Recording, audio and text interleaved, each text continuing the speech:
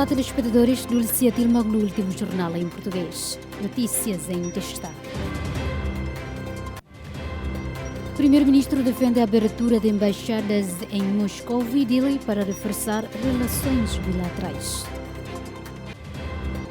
Notícia internacional: Gaza, 3 mortos após ataque israelita na cidade de Gaza.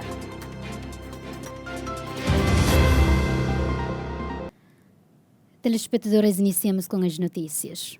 O primeiro-ministro Kerala Shanana Guzmão manifestou a intenção de Timor-Leste abrir uma embaixada em Moscovo e acolheu favoravelmente a mesma possibilidade de Federação da Rússia estabelecer uma representação diplomática em Delhi, considerando esta medida poderá reforçar significativamente as relações bilaterais entre os dois países.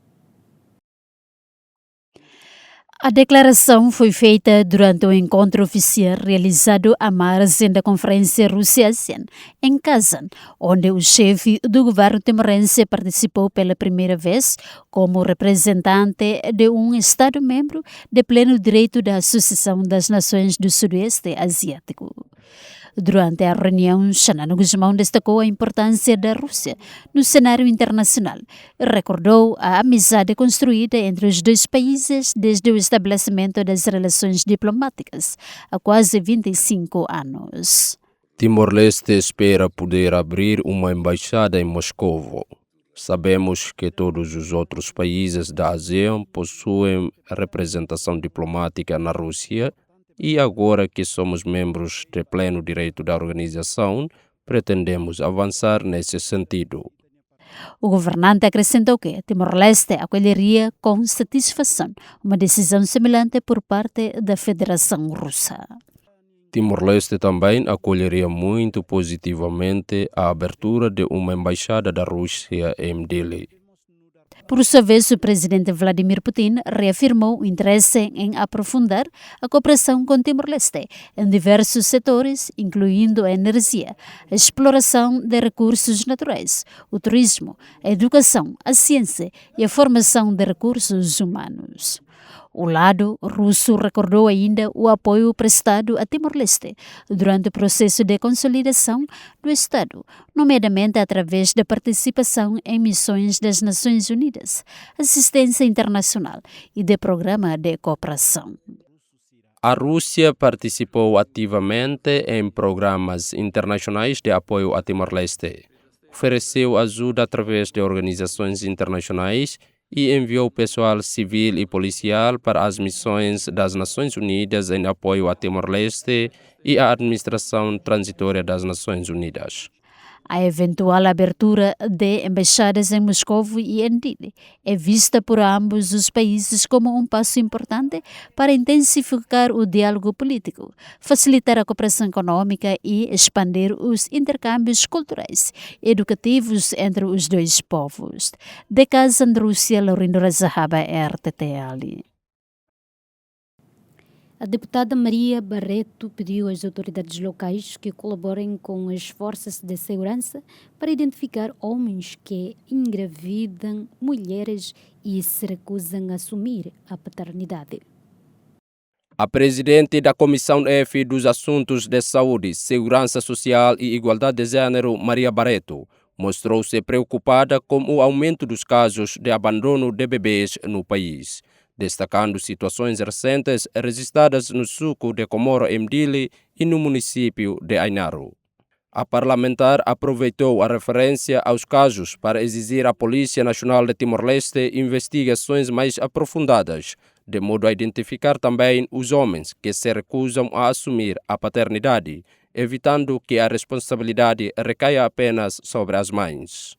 Peço às entidades relevantes, especialmente a PNTL, ao Ministério Público e aos líderes comunitários, que identifiquem quem abandona os bebês. Quando o autor do caso for encontrado, é necessário realizar uma investigação profunda e rigorosa, visto que tanto a mulher como o homem são responsáveis. Deve fazer-se o teste de ADN para não responsabilizar apenas a mulher.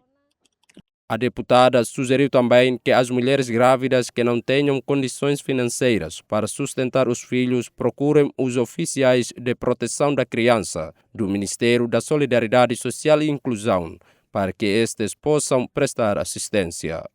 Para as mulheres que estão grávidas fora do casamento, já estabelecemos uma lei de adoção promulgada pelo Presidente da República, embora só entre em vigor em 2027. Caso não queiram cuidar do bebê, não o matem. Falem com os oficiais de proteção da criança no Ministério da Solidariedade Social e Inclusão para salvar essa criança. Anteriormente, o grupo de mulheres parlamentares de Timor-Leste já tinha defendido uma maior coordenação entre o governo e as entidades relevantes para promover campanhas de sensibilização sobre a educação sexual e reprodutiva junto dos jovens, com o objetivo de prevenir os casos de abandono de bebês no país. Gracilda Oliveira e Elvira de Carvalho, RTTL.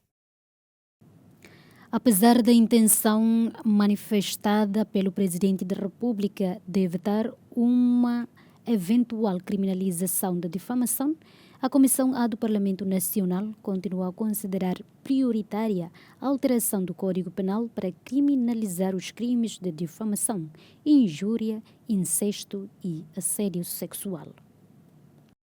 A Comissão A, responsável pelos assuntos constitucionais e justiça no Parlamento Nacional, já definiu as suas prioridades legislativas para este ano, entre as quais se destaca a revisão do Código Penal.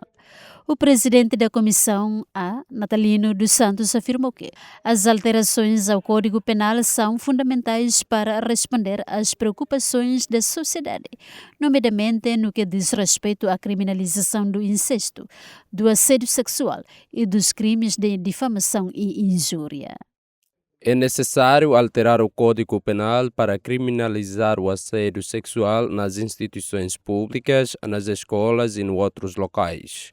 Verificamos que estes casos acontecem constantemente e, por isso, os deputados consideram que chegou o momento de rever o Código Penal para criminalizar o incesto, bem como a difamação, a injúria e outros crimes, contribuindo assim para promover o respeito mútuo.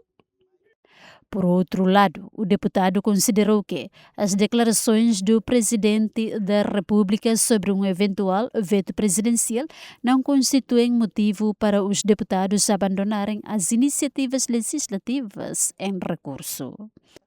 O presidente da República tem competência para vetar e promulgar leis. Embora tenha declarado anteriormente que não irá promulgar esta proposta, isso não diminui a nossa determinação. Continuamos empenhados em alterar o Código Penal, tendo em conta as opiniões e preocupações da sociedade. Segundo Natalino dos Santos, Timor-Leste deve dispor de instrumentos legais que contribuam para promover e reforçar a cultura do respeito mútuo, numa altura em que muitos cidadãos utilizam as redes sociais sem responsabilidade. Gracilda Oliveira, Elvira de Carvalho, RTTL.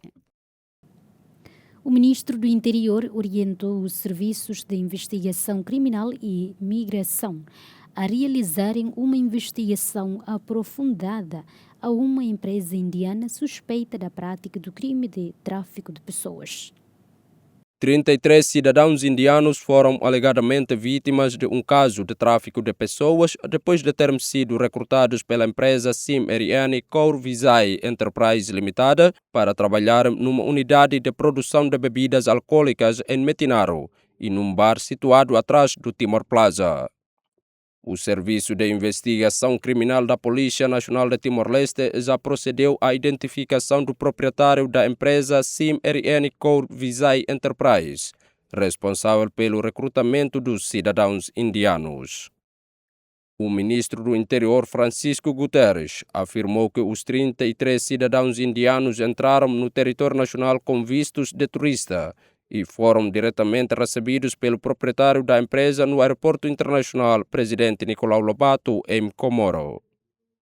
O Serviço de Migração, em coordenação com a polícia, já prestaram assistência aos cidadãos indianos e mantêm a investigação ao proprietário da empresa, antes de avançarem com os procedimentos judiciais previstos na Lei de Migração e Asilo de Timor-Leste. Os serviços de migração e de investigação criminal estabeleceram igualmente uma linha de coordenação com a Embaixada da Índia para prestar apoio e acompanhar a situação dos seus cidadãos. De acordo com a Lei de Migração e Asilo número 24/2024, um cidadão estrangeiro que utilize o visto de turista para exercer uma atividade profissional em Timor-Leste está sujeito a uma multa entre 200 e $1.000 americanos. Por sua vez, a empresa que recrute ilegalmente trabalhadores estrangeiros poderá ser sancionada com uma multa entre $750 e $1.500 americanos por cada funcionário recrutado. Juvenal da Silva, RTTL. O governo deu um ultimato de 10 dias a 35 famílias no suco de Madohi, posto administrativo de Dom Aleixo, para desocuparem a área destinada à expansão do aeroporto internacional Presidente Nicolau Lobato. Nesta quinta-feira, o presidente da Administração dos Aeroportos e Navegação Aérea de Timor-Leste, juntamente com o secretário de Estado dos Assuntos da Toponímia e Organização Urbana, realizou um diálogo com as famílias afetadas pelo projeto de expansão do Aeroporto Internacional Presidente Nicolau Lobato em Comoro. O presidente da ANATL, Romualdo da Silva, afirmou que existem 57 famílias afetadas pelo projeto. Contudo, apenas 22 aceitaram desocupar as suas residências. O secretário de Estado dos Assuntos da Toponímia e Organização Urbana, Germano Brites, confirmou que o diálogo com as famílias afetadas decorre desde 2020, mas que estas não têm demonstrado cooperação com o governo para a implementação do projeto. Por esse motivo, o governo deu um prazo de 10 dias às famílias afetadas para desocuparem o local. O chefe do suco de Madohi, Bernardino Ferreira, salientou que as famílias não querem abandonar as suas casas por falta de clareza no processo de indemnização, sobretudo quanto ao valor a atribuir pelos terrenos afetados pela obra. Helder Marques e João Guterres, afetados pelo projeto de alargamento do aeroporto, afirmaram estar disponíveis para cooperar com o Estado, mas defendem que o processo de relocalização deve decorrer com dignidade. Apesar do governo já ter estabelecido um prazo para a desocupação da área, os advogados das famílias submeteram o caso ao Tribunal Judicial de Primeira Instância de Dili, alegando incertezas relativamente às indemnizações. Domingos Trindade, RTTL. Apesar dos esforços contínuos das autoridades e dos parceiros internacionais para proteger os direitos das crianças, milhares de menores continuam envolvidos em trabalhos pesados em Timor-Leste.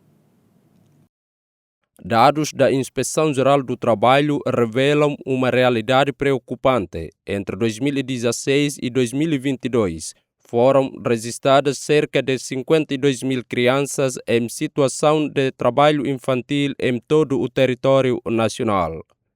A informação foi divulgada durante a celebração do Dia Mundial contra o Trabalho Infantil, assinalado no posto administrativo de Atabaia, município de Bobonaro, sob o lema Proteger as crianças do trabalho pesado e garantir trabalho digno para os adultos. Segundo o inspetor-geral do Trabalho, os estudos realizados pela instituição mostram que a principal causa que leva as crianças a trabalhar está relacionada com as dificuldades econômicas enfrentadas pelas famílias. A insuficiência econômica das famílias continua a ser um dos principais fatores que empurram as crianças para o trabalho infantil. Por isso, apelamos aos pais para que deixem as crianças estudar e lhes deem a oportunidade de construir um futuro melhor. A preocupação foi também partilhada pela chefe da secção de serviços locais de Atabaia, Maria Esteves, que defendeu uma mudança de mentalidade por parte dos encarregados de educação. Muitos pais ainda consideram normal envolver os filhos em atividades laborais pesadas, sem compreender plenamente os impactos negativos que isso pode causar no desenvolvimento físico, emocional e educacional das crianças. Por sua vez, Josefina Pereira, representante da Organização Internacional do Trabalho em Timor-Leste, reafirmou o compromisso da organização em continuar a trabalhar em parceria com o governo timorense para eliminar o trabalho infantil. Mantemos o compromisso de cooperar com o governo de Timor-Leste para proteger as crianças e assegurar que não sejam obrigadas a realizar trabalhos pesados.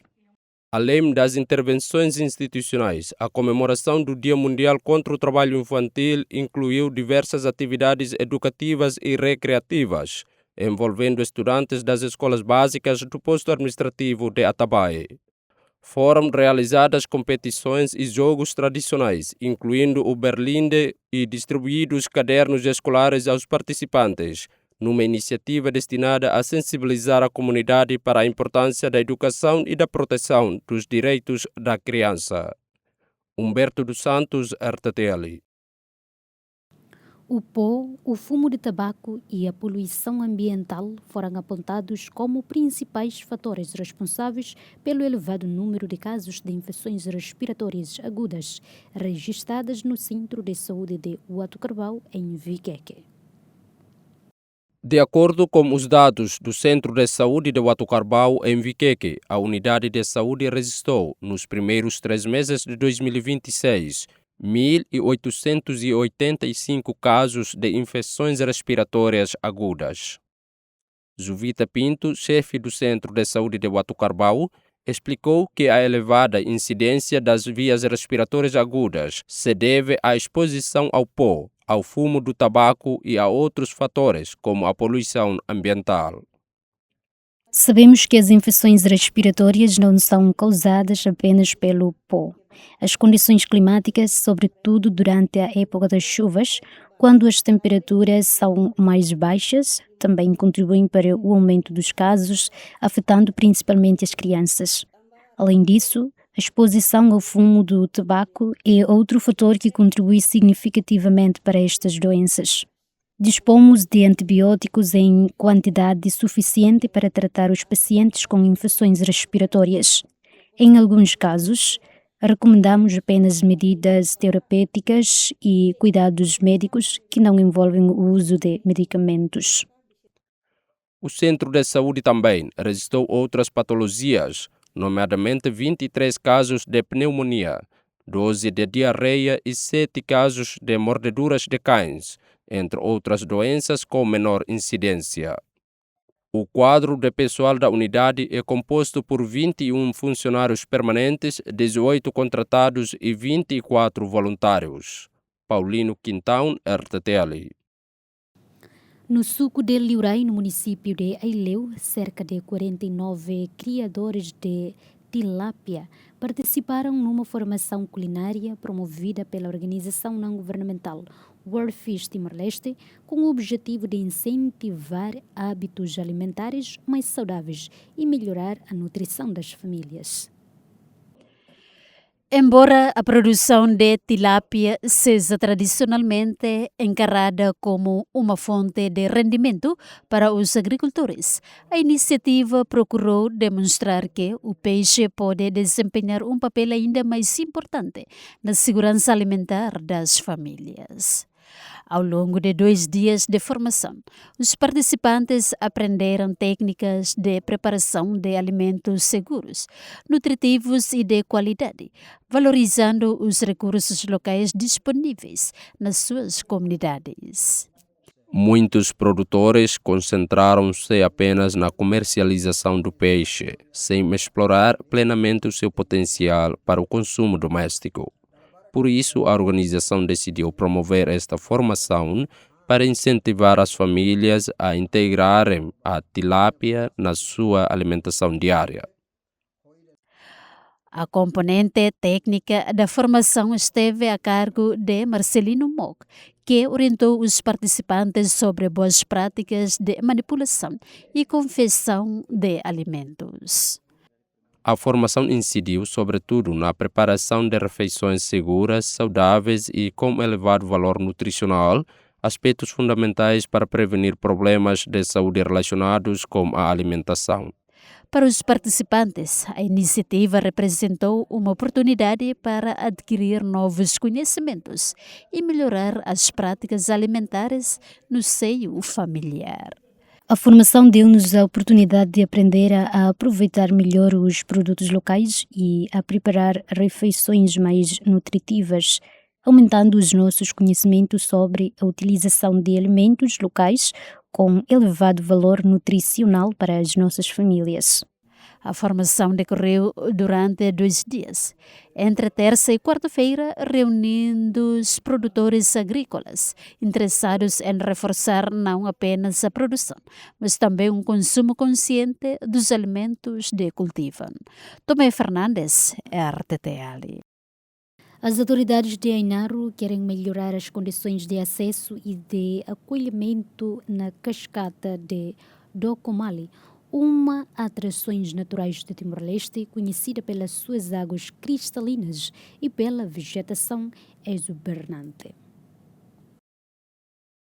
A cascata de Docomali localiza-se no suco de Nunumogue, em Ainaro, atrai visitantes pela paisagem marcada, pela vegetação densa e pelas águas cristalinas, sendo considerada um dos destinos turísticos de maior destaque da região. Com o objetivo de melhorar as condições para os visitantes, as autoridades municipais realizaram esta quarta-feira a cerimônia de lançamento da primeira pedra das obras de qualificação do local, considerado um dos principais destinos de turismo comunitário do município.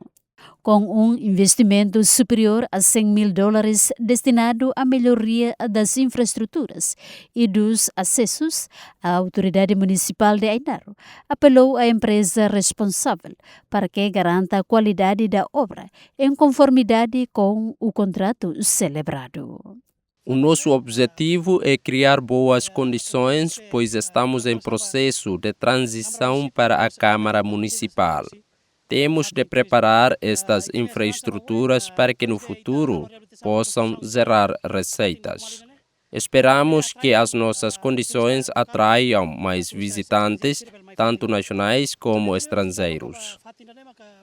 Júlio Araújo Pereira, engenheiro da empresa Marçal da Silva Caldas, responsável pela obra, garantiu que os trabalhos serão executados de acordo com o projeto e os prazos estabelecidos. A nossa empresa está comprometida com este projeto. Após a cerimônia de lançamento da primeira pedra, iniciaremos os trabalhos na próxima semana. Asseguramos que a obra será executada de acordo com os projetos e concluída dentro dos prazos previstos no contrato. O diretor do Plano de Desenvolvimento Integrado Municipal, Alexandrino de Araújo Gomes, afirmou que o projeto contempla a construção de uma escadaria com cerca de 2 quilômetros de extensão, 2 pontes, 5 áreas de descanso, uma zona de campismo e instalações sanitárias públicas separadas para homens e mulheres. O contrato inclui várias componentes, nomeadamente a construção de escadas, 2 pontes, 5 áreas de descanso, uma zona de campismo e instalações sanitárias. O chefe do turismo do município de Ainaro, Adelino Espírito Santo, afirmou que a cascata do Comali continua a receber visitantes, embora atualmente ainda não seja cobrada qualquer taxa de entrada. Segundo o responsável, está prevista a introdução de uma taxa de acesso após a conclusão das obras, com visto a aumentar as receitas do município. Já temos um plano para gerar algumas receitas através dos visitantes que vêm a este local. Além disso, pretendemos estabelecer regras que garantam um ambiente limpo. O chefe do suco de Nunumogue Hilário da Conceição Barreto Soares, informou que o acesso à cascata será temporariamente suspenso durante a execução das obras. Durante a construção, não será permitida a visita à cascata de Docomale. O local voltará a abrir ao público após a conclusão das obras. O projeto terá a duração de 6 meses, com início em junho deste ano e conclusão prevista para 3 de dezembro de 2026. Napoleão Xavier e Moisés Magno, RTTL. Telespectadores, prosseguimos agora com as notícias internacionais.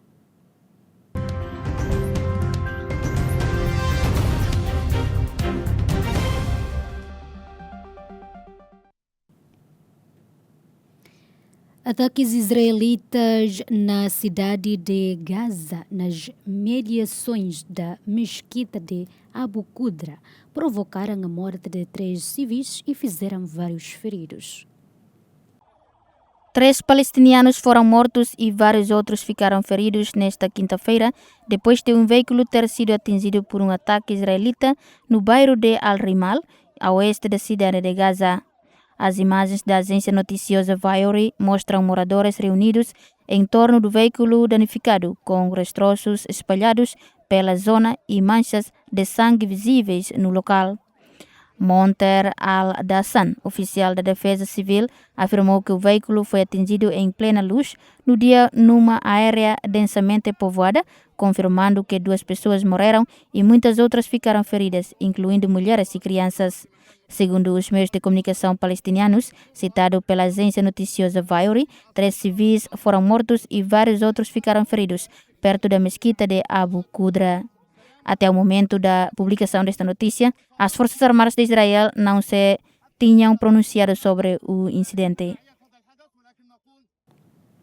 A evolução do vírus do Ébola está a preocupar os serviços de saúde na República Democrática do Congo. Até o momento, o país já registrou mais de 800 casos da doença.